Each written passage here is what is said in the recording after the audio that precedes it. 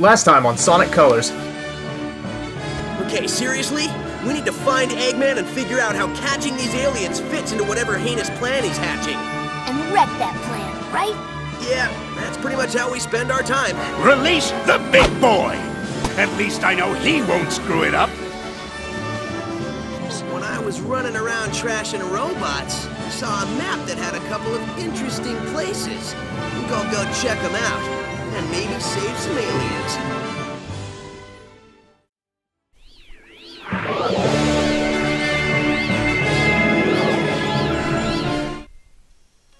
Hello there everybody, my name is JP Finch1. Welcome back to Let's Play Sonic Colors here on the Crystal Onions. And in the last part we trashed Tropical Resort, and that was fun. And we started oh my god! Alliteration! Everywhere! We trashed Tropical Resort and started Starlight Carnival. Let's finish it. Oh, what's the nonsense like that? I haven't been talking about the music, actually, so far in this Let's Play. The music for Colors is fantastic. Especially, they all fit perfectly, and each of them has a variation on themselves.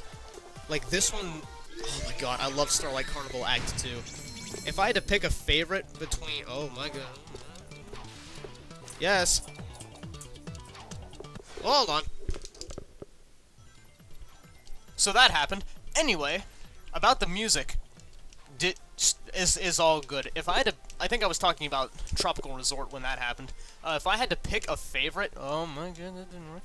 If I had to pick a favorite from Tropical Resort, it would probably be Act 3. Like that faster paced and yet more funky version. I don't know. I like it quite a bit. And we're gonna get into music. Each stage has an individual like genre of music, it seems. This version obviously is going for more techno feel, and it's really good for all the flashy shit.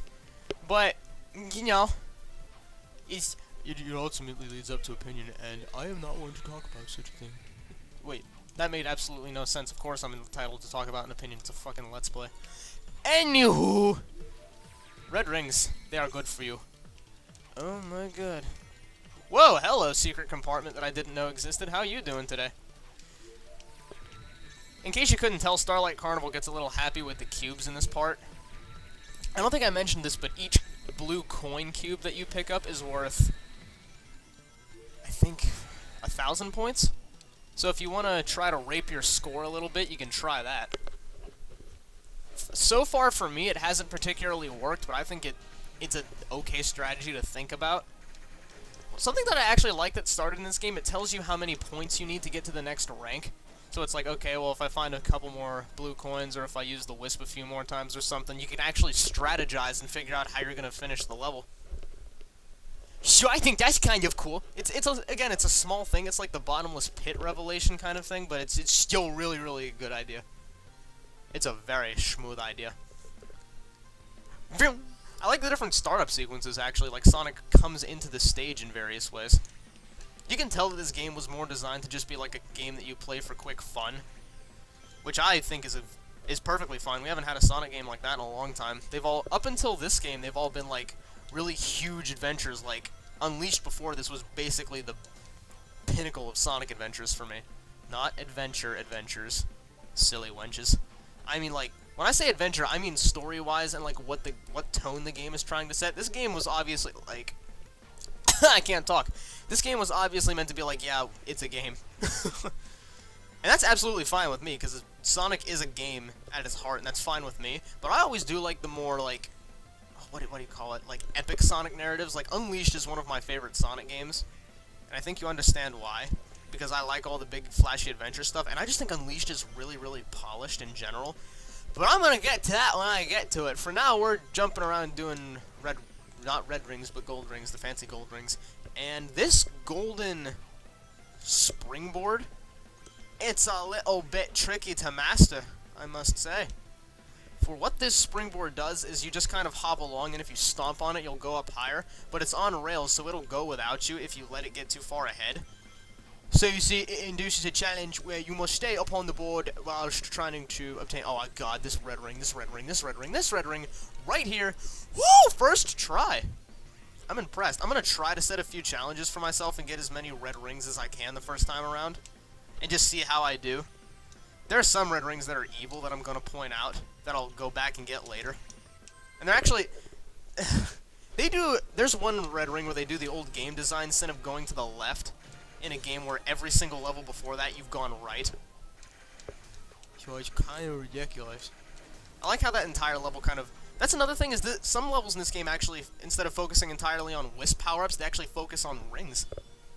Like, the seat of your own wit and actually getting rings, and I actually didn't notice that until just now. I also see the Trumpeteer floating in space. Like, right there, right by the next stage marker, look at him. I don't know what's going on, I'm just floating in space. Okay, that's actually pretty entertaining. I never saw that until just now. The world maps are actually quite fun to look around in if you stay there long enough. Hell, the world map themes in themselves as music are even good. And now I deem the demonic disco balls. Good day to you, sir. I think this is one of those levels... Oh no, if you come back here with Frenzy, this level's actually quite entertaining. Whoa! No! Did you see what just happened there? And in case you didn't notice, even though you started the level over, the timer doesn't reset. So if you want to go for the best rank, I would recommend not dying. Some people say that this game's easy. I think this game got what gamers call Kirby's Epic Yarn syndrome, where, like, Kirby's Epic Yarn as just a game is blatantly simple. But if you're trying to get, like, yeah, it's pathetically easy. You can't even die in the game. But if you're going for all the bonus stuff, like if you're trying to get all the beads and whatnot, that's where the game challenge lies, and that's why I like Kirby's Epic Yarn. It's clever game design. It's not like I will rape you inside out like Ninja Gaiden is, but it tries to do something good and entice you to what was I talking about again? I absolutely forget what I was just talking about. My brain literally just turned off. My brain just turned off. So this level is supposed to be a lot easier and, like, use a wisp here. But we don't have that wisp. And we keep getting hit. And there's a red ring out there we cook on. But, yeah. Wow. I have literally no idea what I was just talking about. Wow. Like, most times when I say that, I can recall what I was going to say about 2 minutes later. No. I like custom Sonics. I like Sonic's little poses there, depending on what rank you get. I know that's nothing particularly new after Unleashed, but it's still just kind of nice. So let's get the fourth wisp of its kind that we've seen. No, it's the third. Damn it. It's a new wisp, and it's green, and it's full of happiness. And this is the hover wisp that we'll be getting into, and it's actually one of my more preferred wisps. It's actually pretty fun. Not gonna lie, it's quite entertaining. Especially since it... Some people are very pissed off about what you can do with the green wisp, and I say nay. Because I think it works just fine, diddle doodle. Hey, we're gonna get him. We're totally gonna get... Oh, wait, it's not done yet. Come on. Come on. Finish it. Yeah, we're gonna... Aw, I like it when they crash into the ships. I had a funny voice plan for that and everything. I actually like these freefall sections the more I play around with them. They were present in Unleashed, but they weren't really for anything other than dramatic effect. But here you can actually get stuff depending on if you hit the boost button to skydive faster. I think it's actually kind of a cool concept. They didn't particularly use... No, they used it in Generations. Yeah, they did. I'm stupid. I'm stupid. It's just a neat little thing to do every once in a while, you know what I mean? Plus, I think the level design of Colors and Generations is really enticing. Like, even there, where you're just, like, looping around. Whoa. Ah, hover wisp. Now, one thing you can do with the hover wisp is if you hit the boost button, let me get closer. Rings, you will actually do the light speed dash. Yep. So they implemented the light speed dash in this game, but unfortunately it's context sensitive as it was in... Wow, that's really bad. That was a really bad choice for me to go with the hover. Why did I go this way? But some people are complaining that the light speed dash is context sensitive, and I can see where they're coming from, absolutely, because Sonic Adventure 2 and the like had freeform light speed dashing, even though that's probably a hell of a lot of code, but it was still just a nice little thing that you could do. So I I don't mind it being context sensitive because you know where to use it more often, but I do kind of wish it was more freeform because you could experiment and try to... That was one thing that I think a lot of people did with Adventure 2 and speedruns is like, I'm not sure, because it's been a while since I've watched any Adventure 2 speedruns. I think what a lot of people like to do in Adventure 2 is sandbag it by A, abusing the homing attack, and B, abusing the light speed dash when they could. And because the light speed dash is awesome. I love the light speed dash, and it's a good concept. But I think they used to use the freeform light speed dashing to break the game a little bit. 06 even had freeform light speed dashing, but behold the glory. And if you're light speed dashing with the hover wisp, you actually never run out of the gauge for the wisp. It's physically impossible to run out of hover wisp power when you are using the light speed dash. It is quite an interesting little gimmick they have going there. Yes, indeed. I like using the hover wisp though. The hover wisp is invincible too, so if you want to go knock into enemies, you can also do that. But enough tomfoolery with that. Let's light speed dash once more. Woohoo! It's quite fun to use the light speed dash with the hover wisp. I like it a lot. I don't know. I know it's context sensitive, and I know it's not actually the light speed dash, but damn it, it's fun. The light speed dash? Yeah, the light speed dash was in Unleashed too, and I don't... No, that wasn't context sensitive there either. Huh. What am I thinking about? I feel like this is something that's been missing for a long-ass time, but it's only been Colors and Generations, really. Like I said, I don't have a problem with it, but... Plus, the hover wisp just looks like a bloody Cyclops. Yo, I don't know. I think the levels in Starlight Carnival are a lot longer than the rest of the game. I think these have the longest levels in the game to Starlight Carnival. Either this or Planet Wisp, but I'm not sure on that. I'd have to actually go and measure how long it takes me to beat each part. I could do that, actually. I'll probably come back to you at the end of Planet Wisp and tell you. Do I want to do this? Let's do it. Let's just do it. I am full of rage and vigor, and I know I can do this because I've done it before. It's just hard. Because Sonic Colors is a generally easy game, but oh my god. You get into stuff like this, and it's the most unholy of unholies. Oh, I got it. But then the challenging part is you gotta get back over there. You know what would be a fun challenge for this part, actually? Do this part without using the hover wisp. And if it looks like I'm about to die, I'm gonna try that. And if it looks like I'm about to die before I reach the other end, I'll do that. I'm actually taking time to appreciate the background of this level. This level is multi-layered as hell. Look at it in the background. Oh my god. So much. There's so much going on in the background, and I think that really helps the cause of this game. It's so good.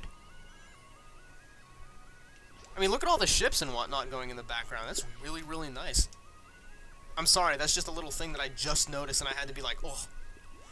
That's the kind of stuff that I like out of level design. Please don't hit me, love of God. He didn't hit me? Oh my god. Oh, I'm taking that. I'm taking that nonsense to the bank. Because usually those little puffer ball guys hit me. Mr. Insanity? Yes, those are the same exact puffer ball guys from Chemical Plant Zone that you hate so much. The same ones. So I feel your pain, and I missed a red ring!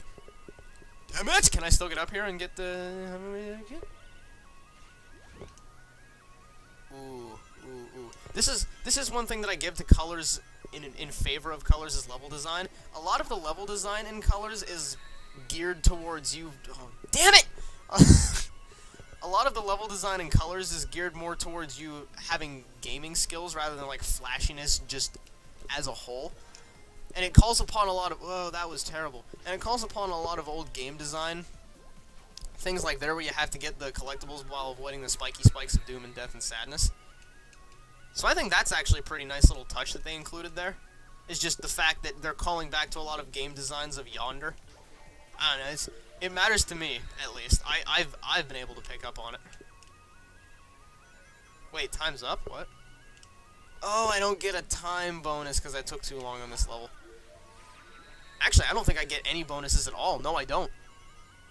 So you only get bonuses for as long as the timer doesn't, like, hate you. Which I guess I failed to do! This is an unusually long part, but I don't particularly mind. This is going to be one of the longer parts just because Starlight Carnival in itself is long. Okay, how'd I hit 6,500,000 on the dot? That's interesting. In case I didn't tell you, please destroy these letters for you get extra lives. The rings do absolutely nothing, but if you can find extra lives, by all means, get them. That right there is what I'm getting the red rings for, and I will be doing that at the end of the Let's Play, right before the final levels. That is what we shall be doing. And now we're going to the boss. And each boss has a cutscene before it, so that's where the bulk of the cutscenes is, and at least it scatters it throughout the different levels, so you get to see all the different CGI worlds. I have no qualms with this. If I was an alien in need of saving, where would I be? Experience has taught me to investigate anything that glows.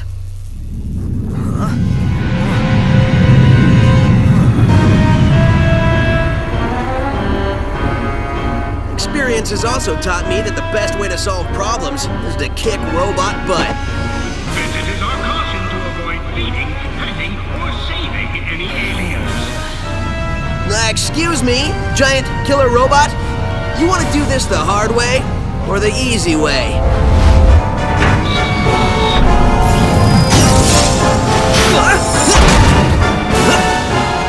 Somehow I knew you'd say that. Let's dance. Now, really quick, the thing about that cutscene is that it actually is different depending on which level you go to first. If you do this level before you do Sweet Mountain, you actually get a slightly different version of that cutscene in terms of background and the character he talks to. It's just a nice little touch that I think they included. It is really, really good, and I like it, and it makes me smile. And this, ladies and gentlemen, is actually one of my more favorite bosses in the game. The point of this boss is really just to catch up to it. Whoa, let's do this. And just absolutely pummel the ever-living everything out of it. It's so much fun. Plus, there's like I guess that's Earth in the background? I guess, but I'm not. Oh, wow. Did you see me dodge that? That spike ball? Holy, that was awesome. The bosses can go really, really quickly if you know what you're doing. But I think this boss is just one of the more well-designed bosses. Oh, come on now. Let me win! I think we just beat it. Yep, we did. Oh, wait. I can never tell when this boss is through. It's way too close to call. So I don't know about that one, man. I've heard there's a way to tell how fast you can beat this boss depending on where you hit it. But I can never tell. I haven't experimented with this boss enough yet. This might be the fastest I've ever beaten this boss. Wow, that was really, really good. Plus, I love how it's just a little thing that doesn't really matter, but I love how the bosses drop huge ass loads of rings when you beat them.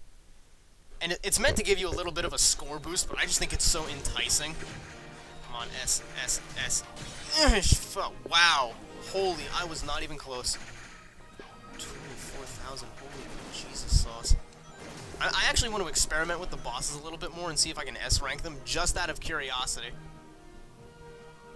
So yeah, that's the second of the 3 kinds of bosses, and it's good. It's my favorite kind.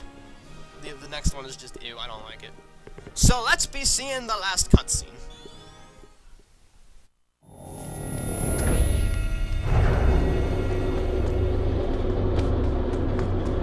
Hey, Tails, you missed the BBBE.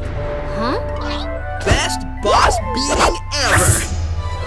So, has Yacker given you any more information, or limericks, or whatever it is he's spouting? Well, first, remember, this translation stuff isn't 100%. Trust me, I remember.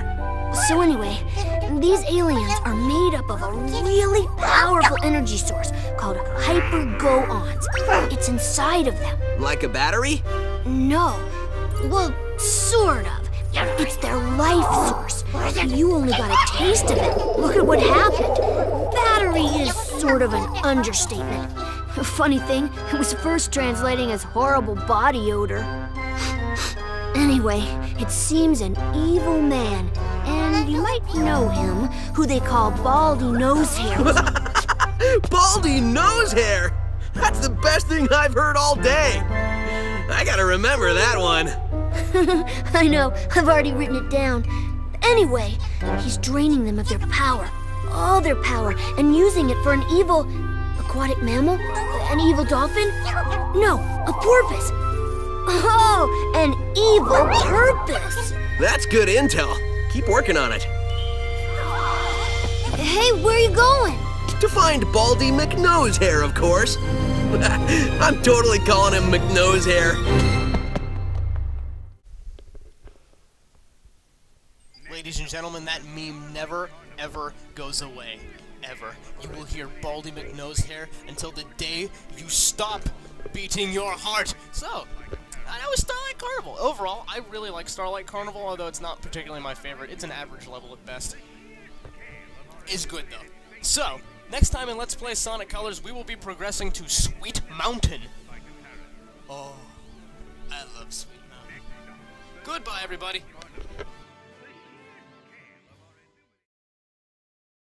Next time on Sonic Colors. Soon, the mind control weapon will be full of energy I've siphoned from the aliens. This park is huge. Yeah,